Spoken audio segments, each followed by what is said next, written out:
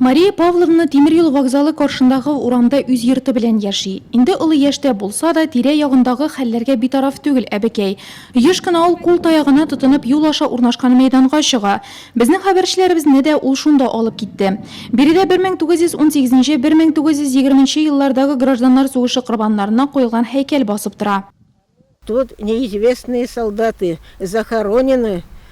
Биредә билгесез солдатлар күмелгән. Соңгы 7-8 елда монда беркемнең дә күренгәне юк. Шишәк венуклары да куелмый. Бары тик мин генә 9 май иртәсендә килеп ләләләр куеп китәм. Бу участокны җыештырсыннар, чистартсыннар иде дип сорыйм.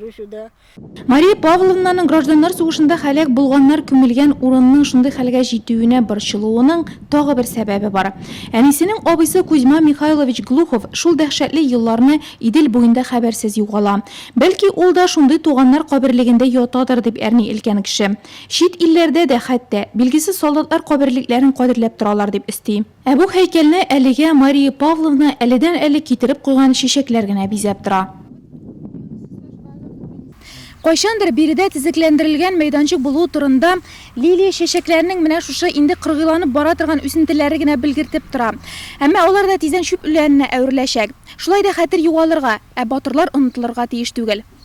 Әлеге мәйданчык гел шулай хуҗасыз булмаган анысы. Мария Павловна биредә 9 май көннәрендә тантаналы митинглар узганын хәтерли. Кырып баручы чыршы агачлары, мәйдан периметрын белгертеп торучы бордюрлар әле дә шүп үләне арасыннан күренеп тора. Әмма җаваплы службаларның битарафлыгы гади күзгә дә чалына. Скоро будет 100-летний юбилей. Тиздән гражданнар сугышында һәлак булган солдатларның биредә күмелүенә 100 ел була. Алар бит безнең ватаныбызны яклап көрәшкән һәм шуның өчен гомерләрен биргәннәр.